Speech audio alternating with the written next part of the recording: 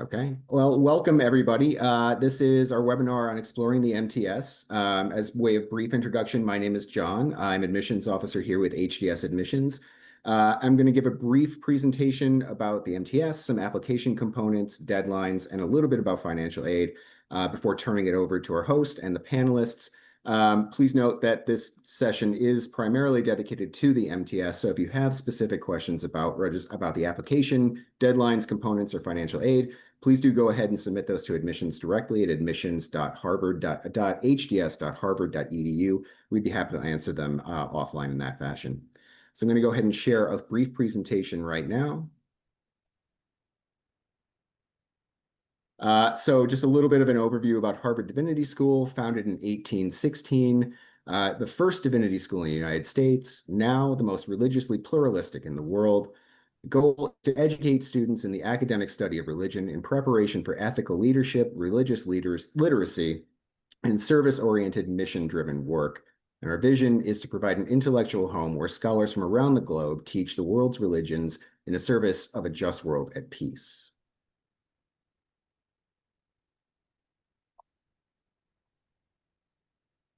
Okay. The Master of Theological Studies is the subject of what we're talking about tonight. What you'll do in this degree is dive into the study of religion as a whole while concentrating on one of 20 areas of focus. Oops. You'll prepare for a doctoral program in religion or another field or profession from a perspective enriched by theological study. This is eligible for institutional grant aid, which we'll talk about very briefly. By the numbers, a very brief overview of the degree. It's a 2-year full-time degree program. You need to take 6 courses in your area of focus, 3 classes outside of your area of focus. There is 1 required class that is theories and methods in the study of religion, and there is a language requirement to be completed during the course of the program. We mentioned area of focus just a second ago. There are 20 areas of focus for the MTS and also the THM degree.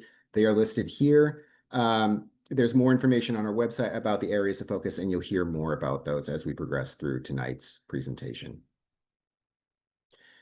In a brief overview of the faculty, we have 82 research professors, visiting faculty, and others offering instruction. That is incorrect, and I'm sorry for that. That is 10 denominational counselors, and we have strength in 5 major religious traditions. 42% of the faculty specialize in non-Christian traditions, so there is a wide variety of depth here at HDS. In terms of the curriculum, there are over 200 courses designed to appeal to a broad spectrum of interests and to give students breadth and depth of knowledge in a variety of fields, religious traditions, languages, and concepts. You can cross-register within the Boston Theological Interreligious Consortium, which consists of 10 schools, including Boston College, Boston University, and Gordon Conwell. Additionally, you can cross-register at 8 Harvard graduate schools, such as Harvard Law, Harvard Kennedy School of Government, Harvard Graduate School of Education. We have 6 programs and centers here at HDS, including the Center for the Study of World Religions and the Women's Study of Religion program as well. Talk very briefly about what graduates do with a degree from HDS and the MTS. This is just a small selection of different outcomes that can come from the MTS degree: consultancy, community organization, chaplain, judicial law clerk, humanitarian affairs officer. The sky is really the limit with the MTS. Very briefly about the application process. Again, these are the required components for your application, which is the form available online. You need to provide a statement of purpose, a project proposal for the MRPL, not for the MTS. You need to provide a resume, unofficial academic transcripts for any credit you've obtained from any program, 3 letters of recommendation, a supplemental essay, a writing sample, TOEFL or IELTS if English is not your native language, and an interview by invitation is required in order to receive an offer of admission. The timeline here, the application is currently open. It closes on January 5th at 11:59 p.m. Eastern. In late January, early February, we begin sending out invitations for interviews, and you'll receive information on financial aid, and all decisions for all programs are released in mid-March. Briefly about financial aid, we give out the most aid through need-based programs. MTS and MDiv students are eligible for these. 90% of students in the MTS and MDiv programs receive some form of institutional financial aid. This covers either 75% of tuition, 100% of tuition, or 100% of tuition, plus a modest stipend. This does require an application. Applications for need-based financial aid go out about 2 weeks after the close of the application for admission in January. There is also a much smaller pool of merit-based aid. Merit-based aid does not require an individual application. And this is based on the overall strength of the application. These generally include a full tuition grant and a modest stipend. These decisions are released at the time of admissions, decision release in mid-March. And it's, again, automatically evaluated by the admissions committee during the application process. There is no individual application for merit-based aid. So with that, if you have any questions for us again about application components, deadlines, or financial aid, please reach out to that email address there, admissions@hds.harvard.edu. If you'd like to talk to a current student, please reach out to ask_students@hds.harvard.edu, and you can always follow us on our socials as well. So with that, I'm going to go ahead and turn it over to Professor Janet Gyatso and the rest of our I'm so sorry. The rest of our presentations right here, right now. Give me 1 second. Okay, and with that, I'll go ahead and cede the floor. Thank you. Okay, so welcome everybody, and sorry I can't see you all, but I'm glad to know that there's a lot of people here interested in this degree.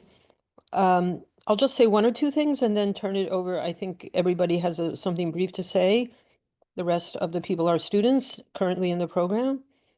So at HDS, the MTS is what I think of basically as a master's degree in religious studies. And in fact, we're even thinking of changing the name to Master of Religious Studies. So it's not necessarily theology by any means. The interesting thing about it is that it is in a divinity school, not in a religious studies department, which for some perspective doesn't make a huge amount of difference. And in other perspective, it does, because the larger environment at HDS has also students doing ministerial types of training, and it kind of widens the atmosphere and the types of things that the students and also the faculty are interested in. So it's a bit more expansive in the way that various ways of studying religion are possible.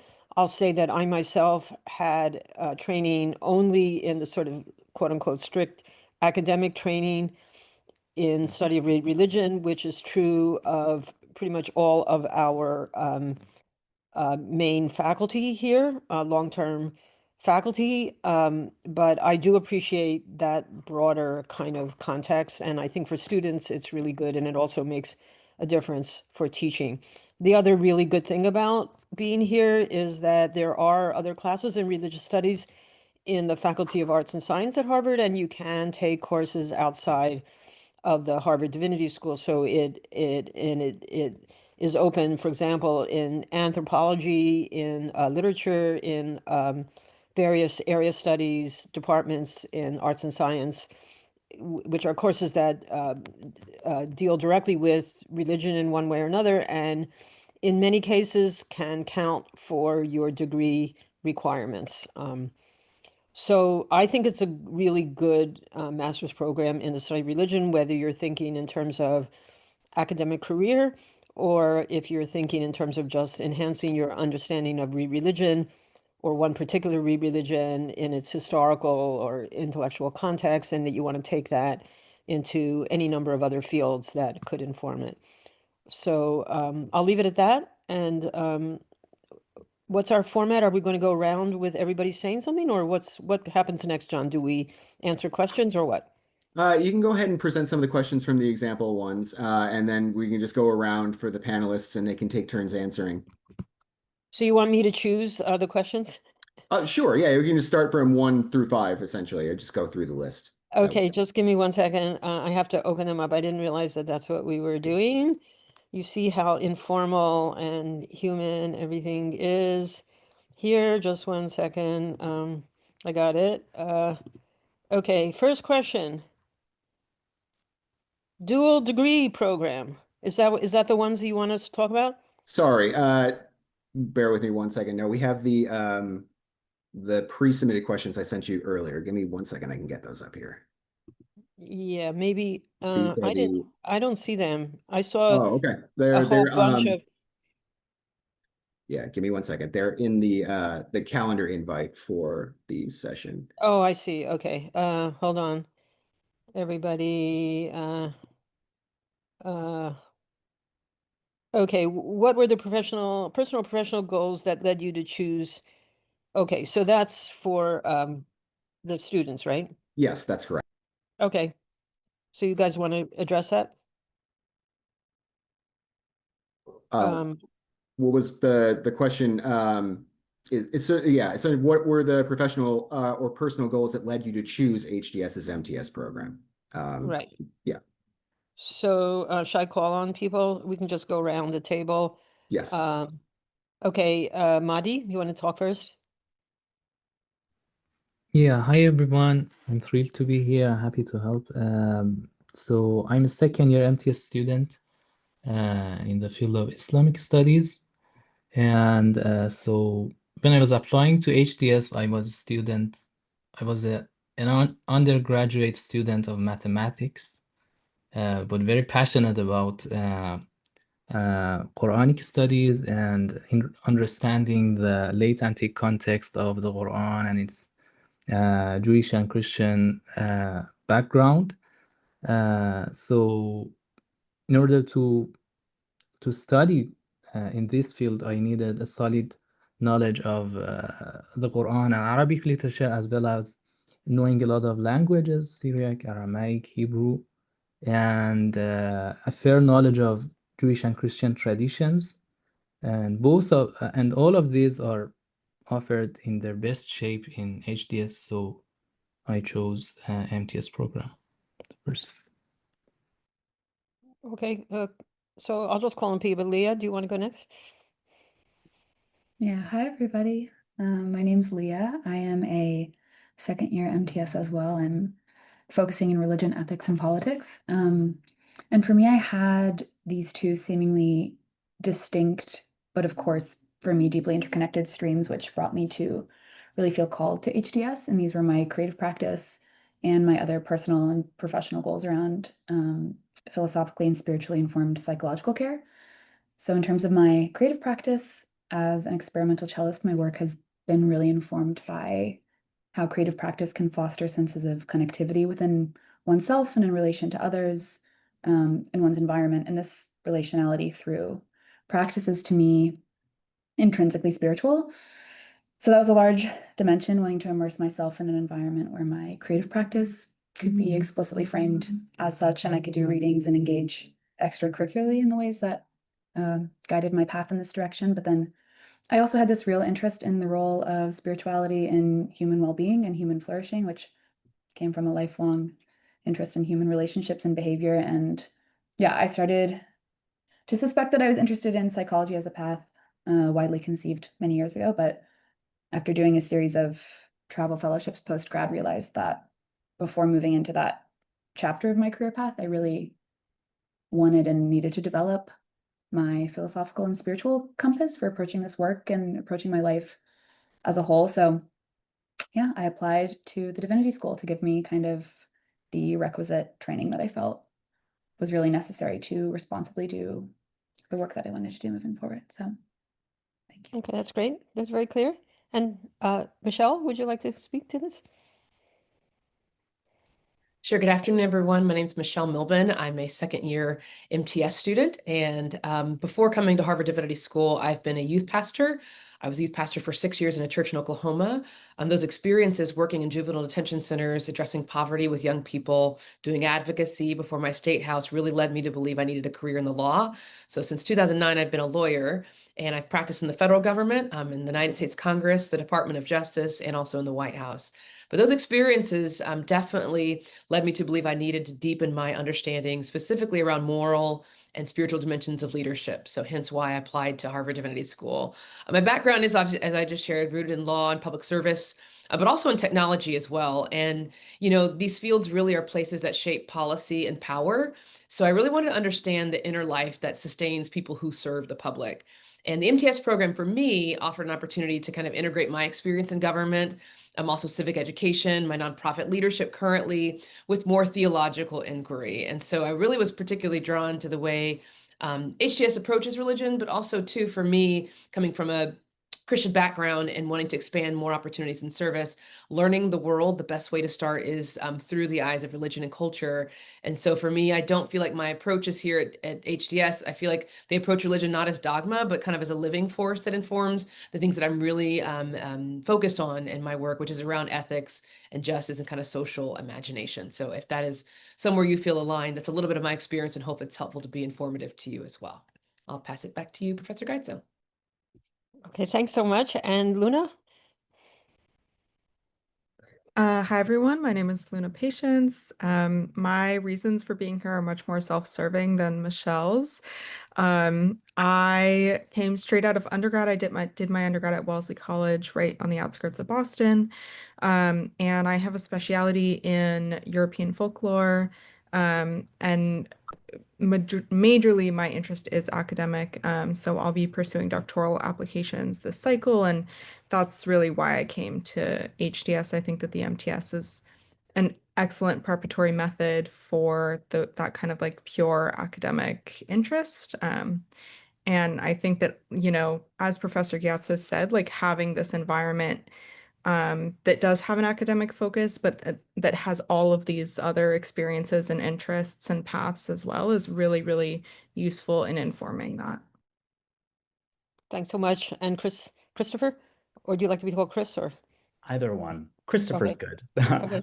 Hi all. Yeah, I'm Christopher. It's great to be here. I think for me, it really was primarily personal, but professional reasons also are personal as well for me. But I was a grade school teacher in between graduating from college and coming to HDS, and I was teaching fifth grade.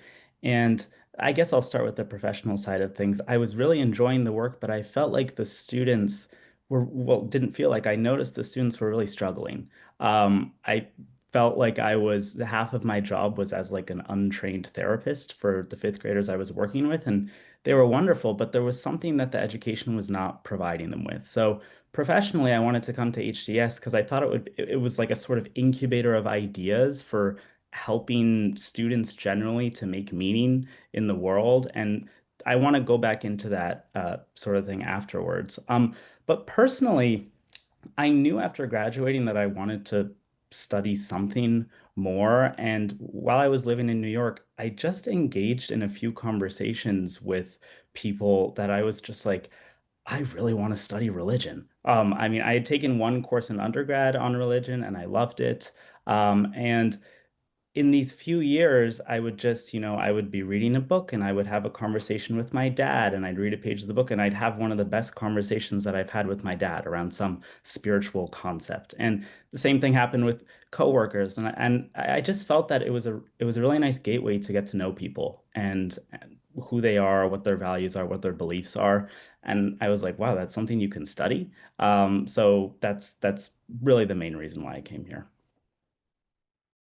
Okay, thanks so much to everybody. And you can see, I think, in those 5 answers, the pretty wide diversity of types of approaches and reasons why people are here. So people were chosen for that reason, but it's to give you a sense of the variety, and all really good reasons, I would say. I just am thinking just in terms of time that I want to I'm going to change the questions a little bit. So the second question says, how have you changed as a result of your time at HDS? And the fourth question says, how has your experience been shaped by the religious and cultural diversity of the HDS community? I think we can do those 2 questions together. So how have you changed, and maybe to what degree does that have to do with the diversity, cultural, religious at HDS, if that's okay with you guys? And let's go in the same order. So Madi, you want to talk first? Yeah, sure. So when I was entering HDS, I was clearly determined about my goal. I was gonna joining to the club of scholars who do historical critical studies on scriptures objectively, devoid of all cultural or religious backgrounds. And so at the first semester, we had a required course, Theories and Methods on the study of religion, and it completely changed my mindset about what is the academic study of religion. And I've learned there that in order to be a good academic student of religious traditions, you need not be devoid of your cultural background, and furthermore, it's not even good. And so you should think from your center, and everybody's unique point of view about these matters is appreciated. And I think this diverse set of contributions and different point of views is the thing that just pushes the field further. Okay, thanks a lot. Very interesting. And I think it was Leah who went next. Yeah. Thank you, Moni, for that. Since you more addressed the second, maybe I'll more address the first part of the question, which was how have you changed as a result of your time at HDS? I think my answer is mainly just for me at least, I did so much research before starting here, kind of because I wanted to hit the ground running. And then there's just so much that you don't know exists until you're here and you're on the ground, and suddenly, you're following your interests and the things you were going to be engaged with, but also it's just getting shaped in ways you actually can't conceptualize before you're here. Like for me, I think about I came in and didn't know there was a field called consciousness studies, and now I'm doing reading and research in the history of science department, looking at consciousness studies, and it's so relevant to my path and my interest. And I just think it's this almost rabbit holing that happens once you're here, and it just changes you in ways that you really can't expect or anticipate. And it's a beautiful path of change to follow. Thanks so much. And Michelle?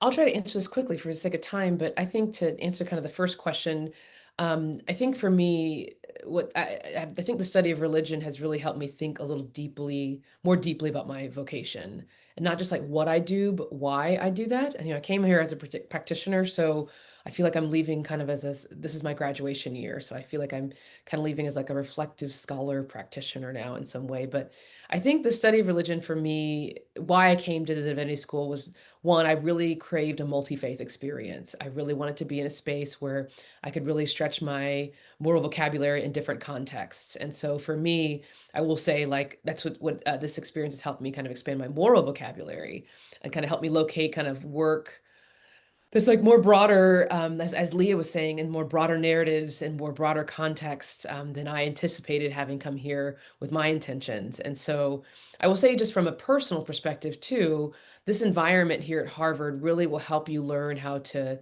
not just like slow down, but to listen across difference and to kind of lead with spiritual clarity. There's a lot of things around our world that require urgency, but I think what this experience really helps provide for you is not just context, but also community and kind of finding that spiritual clarity. But I will say also, in the diversity of the Divinity School, it's not simply just demographic. It is intellectual and it's spiritual as well. So for example, in any given class, I might be learning alongside a Zen Buddhist or a Pentecostal minister or like a humanist chaplain. And so, or a policy analyst or someone who's worked in government. And that kind of diversity really has expanded in my understanding of like community and dialogue. So it's one thing to, study pluralism, and it's another thing to live it like daily through opportunities for different types of worship or scholarship or conversation. So I just would say, for me, I did not know I'd be craving these kinds of exchanges so much, where they've now sharpened my ability to kind of think about my leadership in the multi-faith and multicultural context beyond the academy. So that's kind of I hope it answers the questions about how that's changed me. But for sure, I want to underscore the more broad opportunities there are to really experience real diversity here on the campus as well. Thanks so much, Michelle. And I see Luna was shaking her head the whole time you were talking, so maybe she doesn't need to say anything. No, go ahead. Just joking, but that. No, I mean, basically I don't. I really agree with you. I think that being in this kind of diverse and multicultural and multi-religious and many things context is changes you and kind of hones you in an incredible way. And I think that that's been like one of the highlights of my time here is it really does bring you down to yourself. I think because you're seeing so many other kinds of people all the time. Before I came, I was a person with a lot of knowledge, but I wasn't really, I didn't really know where to project that knowledge. I didn't have a lot of strong opinions or like, kind of know how to identify myself and what that was. And I think that being in this incredibly diverse place with all of these amazing people and this dialogue and discussion that's happening pretty much all of the time, has just been an amazing way to kind of figure out what self means for me. Okay, that's great. And Christopher, want to add your perspective? Yeah, I mean, I second everything that was said. That yes, and a million times yes. And I think for me, the word that kept popping into my mind was just curiosity. I mean, the reason why I came here was a curiosity, and it's only grown since I've been here. And I think that connects to the diversity aspect because for me, I mean, being able to be in this diverse array of courses with people from all faith traditions, no faith tradition, from all backgrounds. I mean, I've grown in a spiritual sense immensely in just a year and a half. And I've been going around telling people like if I could be a student here for the next 20 years, I would be a student here. And like I don't actually want to, be a student for another 20 years, but it's more so that the way that I've just been able to engage with others in these courses has been it's been at a level of conversation that I hadn't had much prior to coming here. And that's made me more curious to just get to know people more and to seek to ask them more than just, what's your major? What do you want to do with it? And things like that. I mean, I think one of the most striking things at HDS has been that a conversation, people don't really ask me, as I know we have to talk about it here, but what do you want to do with this degree? They more want to get to know me first and then ask me, what do you want to do with this degree? And I think that sort of embodies the way people engage with each other here. So I've grown from that a lot. Thanks so much. I can just add myself as a teacher that I'm just impressed. There's an amazing variety, but also an amazing quality of people who are here. And I always stress to my classes, you're going to learn maybe almost as much or if not more from your fellow students as you do from the instructor. But I look around at my classes every year and it's just an amazing array of different kinds of people from different kinds of backgrounds and all really, interesting and inspiring in all kinds of different ways. So we really do have a fantastic student body, I would say. Uh, let's keep going with our script, which is one of the questions was, can you give a brief example of a paper or research project that you have undertaken at HDS? So not a doctoral thesis, please, but just to give the audience a sense of the kind of writing and research that you do for a class. So, Madi, you want to go first? Yeah, sure. So throughout my studies, I was somehow scared of thinking about biblical or Quranic narratives which are somehow abnormal. So I had a general tendency to think about like Abraham, Moses, or narratives that are somehow historical. And so I avoided thinking about like demons and especially the antediluvian past, because everything is like abnormal there. And but last semester we had a course with Professor Annette Yoshiko Reed on fallen angels, which is both about demons and antediluvian past. And then I realized that these topics are really interesting, and now I'm doing research on two Quranic angels called Harut and Marut, which are generally considered to be counterparts of the biblical fallen angels. But I think that's not the case. I think they are more related to the Solomonic traditions about Solomon and Ashmedai. And so that's my research.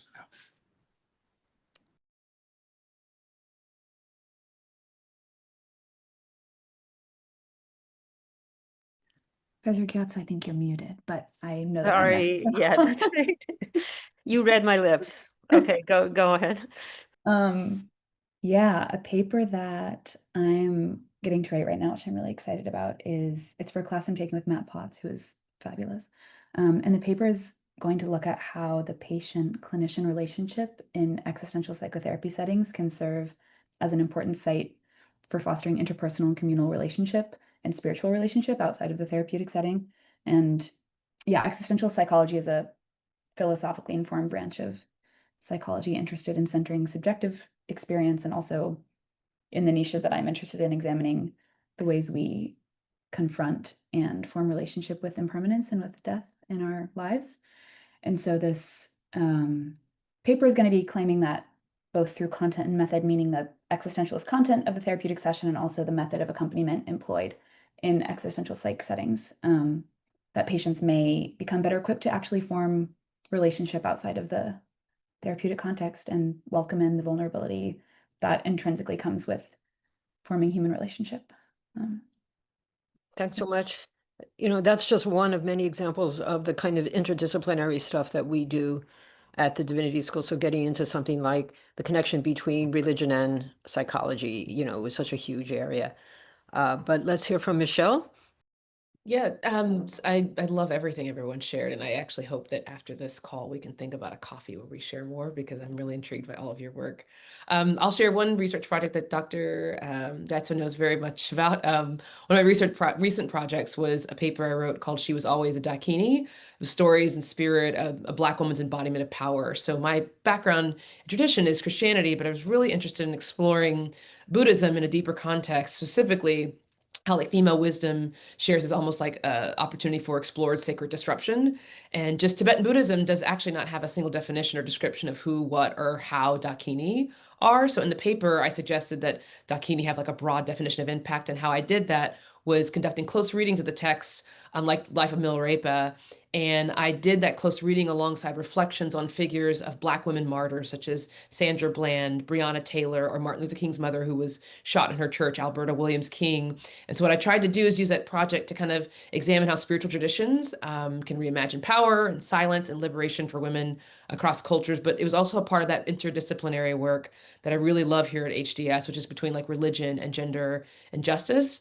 If I can just throw one more in, though, I would say the other piece that I worked on that's going to become more of the work I do after HDS, after graduating, at least here, and going into more of my research, was my course from reading Howard Thurman. I wrote a paper addressing how the Divinity School's administration can look at public service as a sacred vocation, and using that by reimagining leadership through kind of some of Howard Thurman's explorations of inner work, his theology of inwardness, spiritual discipline, social responsibility, and kind of how that can conform like contemporary leadership formation, in particular if there's students who are pursuing, you know, ministry leadership or advocacy and organizing, or even seeking like public service as a sacred vocation.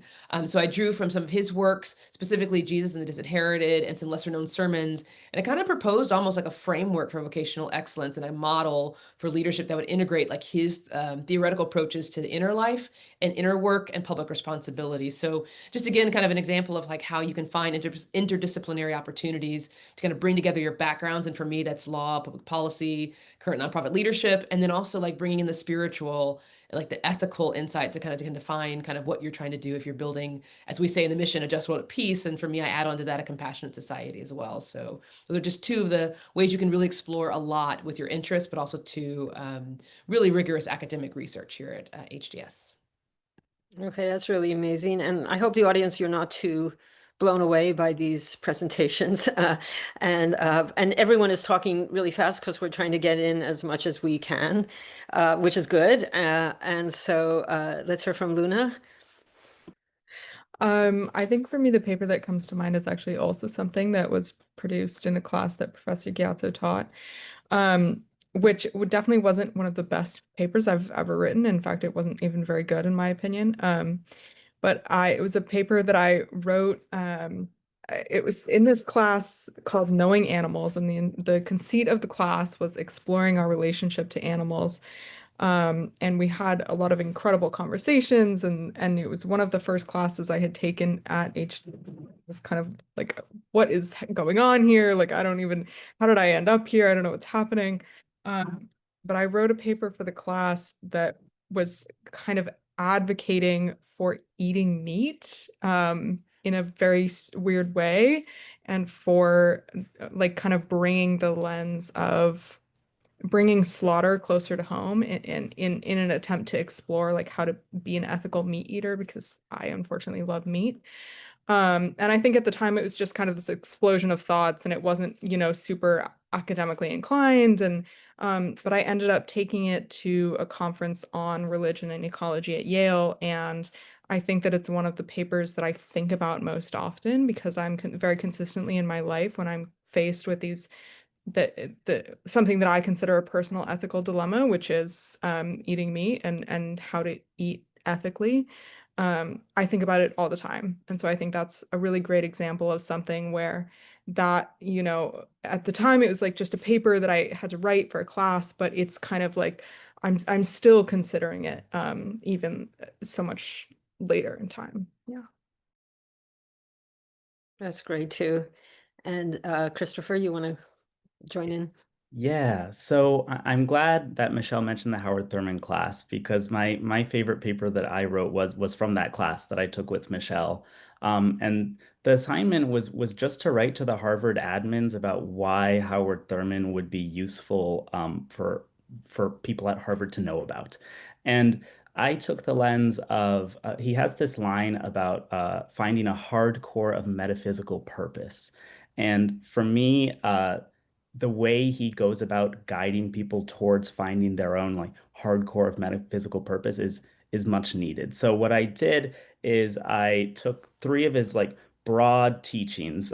He believed that we're beings with an equality of infinite worth, that we should seek to find the sound or speak with others at the level of a sound of a genuine within another. And he also believed in the aliveness of life, and sort of applied each of those teachings to a trait that is needed at Harvard. So the quality of infinite worth was confidence, sound of the genuine was genuine interaction with other people, and then life is alive was about sort of seeing education as in pursuit of something larger than yourself, and sort of just trying to convince the Harvard admins that that was something that was that he was really valuable person to learn from. That's really great too. And, I have to say, as a professor, I'm pretty busy, and I'm very jealous of the students because they get to take these fantastic courses. And there are so many amazing courses that I want to sit in. I would really have liked to take that course on Howard Thurman too. But anyway, I'll try to read them on my own. So we have one more question, and then maybe we can address one or two questions from the floor. So what is one piece of advice you would offer to someone contemplating the MTS program at Harvard Divinity School? So we can start again with Mari. Yeah, I'm not old enough to give piece of advice, but so I can give a bunch of anecdotes that I've heard from people with more experience in HDS than me. But I think a kind of experience that I had during the last year, which may be helpful, is that you're gonna take a few courses in HDS. For each course, every resource required to study that course is provided in best shape. So good professors, magnificent classmates, great syllabus, and everything else. And you can get a good grade with spending a reasonable amount of time and effort. But I think always you can go beyond. And so the benefit that you can gain from the resources is always beyond the amount of work which is required to gain a good grade. So you can always ask more questions, do your own research, and especially reach out with professors, and always they're more than happy to navigate your research and answer your questions. So my advice would be just go beyond what is required.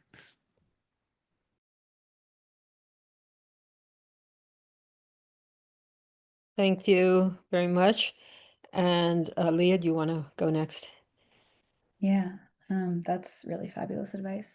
I think for me, one of my positions is I'm an undergrad fellowships advisor. And so I'm approaching this question more from the lens of the application, because that's also, I remember at this time when I was applying, what I was thinking about. And I'm going to offer, it seems like a very cheesy piece of advice, but it's what I tell all the students I advise. And it was really helpful for me in many different application cycles, not just this one, which is let the application be a venue for you being yourself and being as earnest as possible. Let it be a process that pulls like passion and excitement out of you, and something you approach earnestly and not something you approach with fear or with performance. I think this is true of all applications, is my belief, but I think specifically with the MTS, and I would say the MDiv as well, just letting it be, again, a venue for your authenticity to emerge, and approaching it with that spirit, I think was really helpful for me. Yeah. Okay, thanks so much. And Michelle? No, happy to answer this question. And sorry, the last question, I was adding more papers on it. So I went like on a podcast from like 1 times to like 2 times. So I'll scale it back to 1 time. So it won't be too fast.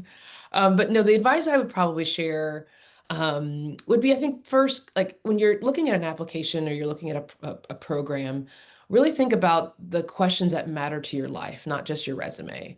And I think the MTS in particular is like a space where if you're going to pursue scholarship or those questions you're hoping to pursue, that's where the scholarship and the questions get to meet your soul. It's like where your intellectual rigor gets to match kind of like the moral depth you're trying to really explore. So think through your experience and then why HDS is the place where you really can explore those questions, those projects, that scholarship.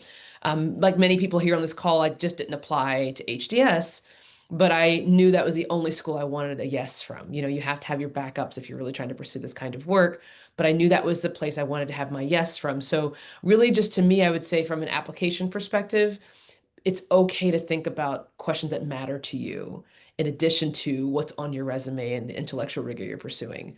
And then secondly, I'd just say, it's the advice I'd probably offer someone contemplating this program is just be open to transformation and not just like what you know, but of like how and I'm trying to say this in the right way, but like how you see the world, how you see your own belief systems, how you see your own perception of things. And remember that the work you're going to do here can become like, the formation ethically and spiritually for anything that follows. So one thing I would say, take the pressure off of yourself of thinking you have to have all the answers, know exactly what you're going to do, know all the classes you're going to take. This is where you do want to apply professional focus. Don't get me wrong, this is a very serious degree in a very awesome environment. However, you do want to still remain flexible, so that as you're kind of building these ethical and spiritual foundations for whatever may follow for you, if it's in academia, for me, academia, public service, or just communities you're going to maybe be involved in work, just keep that openness, so that you don't almost pigeon yourself to where you're missing great opportunities for connection that could help you contemplate even more opportunities to answer those big questions you may have. So a few couple of nuggets, hope that are helpful. Yeah, that's great. Luna, would you like to add some points as well? Sure. I mean, I'll just second that. I totally agree with you, Michelle. And I think that, like for me, as someone who got a bachelor's in religious studies before coming here, I would honestly say that I'm the outlier. I don't think that that's true for the majority of people here. We have people from like every walk of life, many, many different sectors. There are people who have had full careers before this, and I think that it's just important to reflect on what is really bringing you here and not to feel like there's some kind of cookie cutter that you should fit into in your application. because I do think that that's something that is just incredibly important in, thinking about how will you fit into this community in particular, is really realizing that a lot of the ways that you will fit and the reasons that you would be a good fit for HDS are not just coming from your academic background, they're coming from all of the things that make your life whole and the things that you're interested in and a lot of things that might be more personal as well. Great. And finally, Christopher. Yeah, I mean, I would just add that I think being specific in both your application and if you get an interview, your interview I think is a beneficial thing. As Dr. Gyatso mentioned, like we all came here for a variety of different reasons. I think everyone on the campus came for a different reason from everybody else. So let that reason shine through. And I think the way that you do that in an application is through specificity. Really show what makes you unique and don't try and fit yourself into a box that you think an admissions officer might want you to fit into, because that's really, at least in my sense, not the way that things are here. I mean, everybody's authentically living out the reason why they're here. So I think just make sure to express that on the application. Okay, thank you. I am walking upstairs because I'm zooming from home and I need to walk upstairs. But John, can you tell us now how we can access some of the questions from the attendees? Sure, of course. I actually have one that we get very frequently, admissions. I would love in the next remaining 5 minutes or so if you could all weigh in on this. But we frequently get questions about areas of focus in terms of how flexible areas of focus are. How did particular MTS students choose their area of focus? Is there room to change the area of focus once you're in the program? So it would be very helpful, I think, for a lot of potential applicants out there to hear a little bit of information about how areas of focus work and their flexibility. And maybe how, if we have time, how you chose your particular areas of focus. Okay, maybe I can just say that there is a fair amount of flexibility in the areas of focus. You need to have a certain number of courses in your area of focus and outside of them. But you can change that, especially after the first year or so. There's a huge amount of overlap. The areas of focus, um,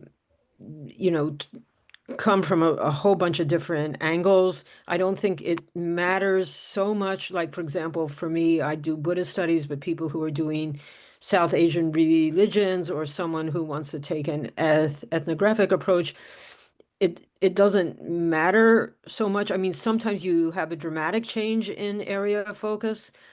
Somebody just has a really totally different topic that they want to pursue, but I don't think it's something you need to worry about too much. But maybe some of our students could add something about their experience with that.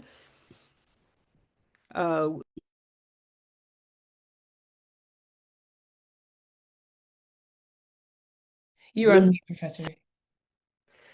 Luna? I was just gonna say this is maybe an answer. I don't know if this is an answer that the admissions department will love, but I really personally don't think that the area of focus matters that much.